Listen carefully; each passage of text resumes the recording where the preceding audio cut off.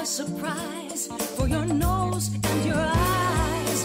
Imagine all the possibilities. Confloral.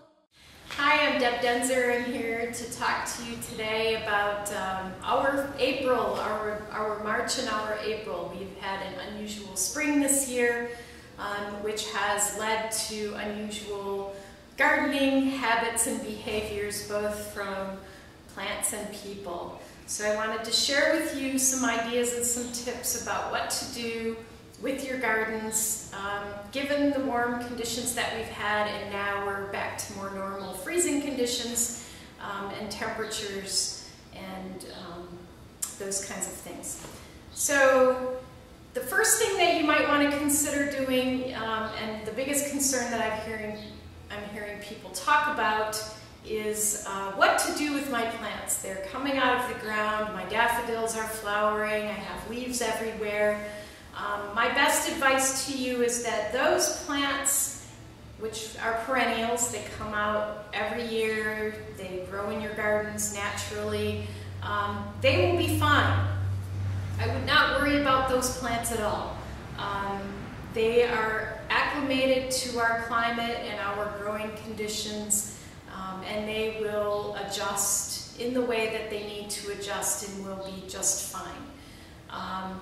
Roses have started leafing out. I've had calls from people concerned about pruning their rose bushes. This is not a bad time to prune your roses, with the caveat that you need to know what kind of rose you're growing. There's several different types of roses. There's shrub roses, there's ground cover roses, there's climbing roses, there's rugosa roses. So each one of those is going to need special pruning and special treatment on some level.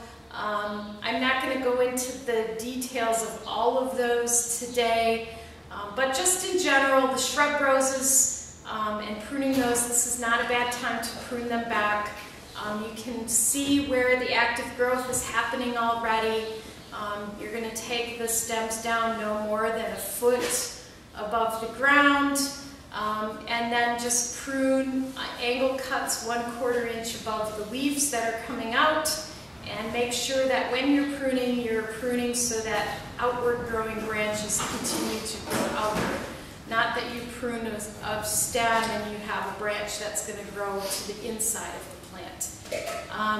The other question that I've been having is what to do with my trees. Can I prune my trees now? The answer to that question is yes, absolutely. You can prune your trees now, but that window is fast closing. Trees are beginning to leaf out. Insects are starting to fly. The biggest concern with pruning trees and shrubs early, mid-spring, after they've fully leafed out, is the issue of diseases and insects. And insects will be attracted to open wounds, not unlike a bacterial infection on your skin. When you make a cut, it creates a wound in those trees and shrubs, and you want to take care of that. You want to make sure that you're pruning in a timely fashion that minimizes the damage and the potential for diseases and insects to attack those trees and shrubs. That's why that window is closing so quickly. So now is actually a good time. I would say probably for another 2 to 3 weeks, and then you're going to wait until midsummer, till like the heat of the summer, or wait until the fall when all the trees and shrubs are fully dormant and you can start that pruning cycle again.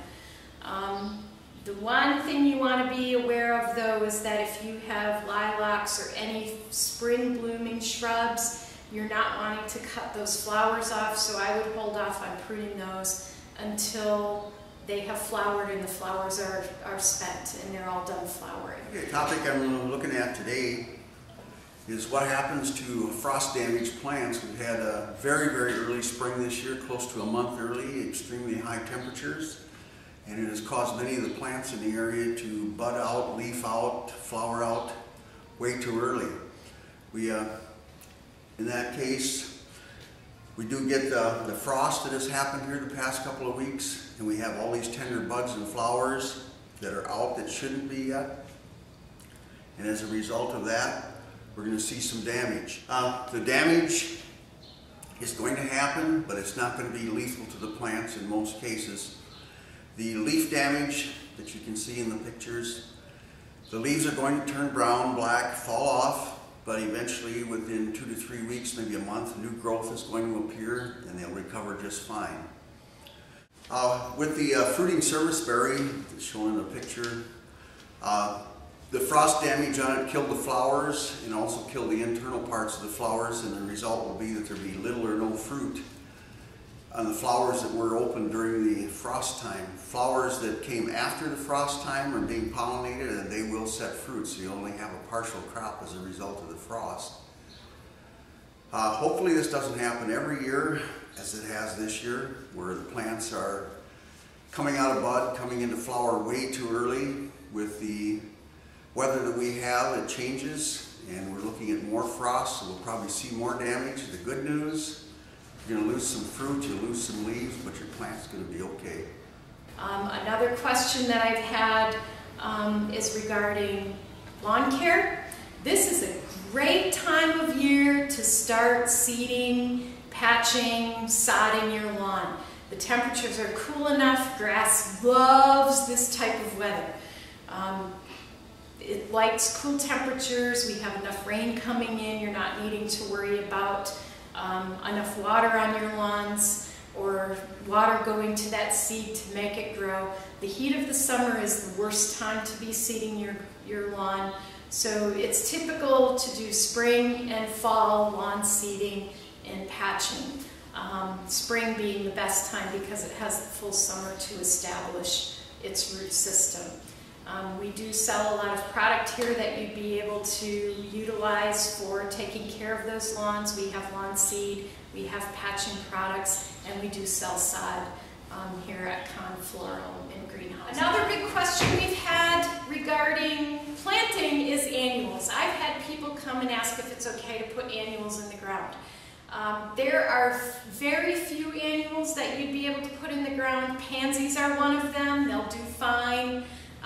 Geraniums are not. You have to be very careful.